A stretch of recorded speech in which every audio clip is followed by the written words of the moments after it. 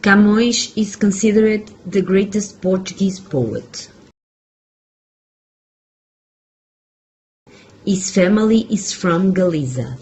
The poet lived in the city of Chaves, later in Coimbra and Lisbon. All these cities claim to be his birthplace. He was involved in several contempts, which caused his change to Lisbon. He left his studies in Coimbra for the court of King John III. Camões continued his bohemian life and suffered a dislike of love. Disappointed with his life, asks the king to send him to war in North Africa. In Africa, with a lot of luck, he escapes from death, but stays with a mark for the rest of his life. He loses one eye. Has been said that he had been struck by the sword of an enemy.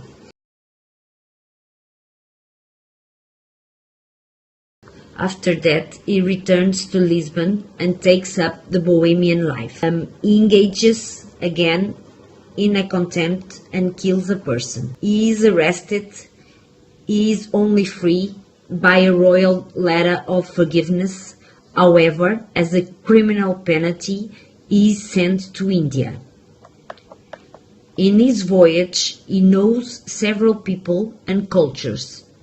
These adventures will be served as an inspiration for his poems. In Goa, he participates in several expeditions. He left to Macau, where he lived in miserable conditions. He began to live in a basement. It was there that he wrote most of the Lusíadas. Off to return to Goa happened the tragic shipwreck in which Camões survived and saved the Lusíadas.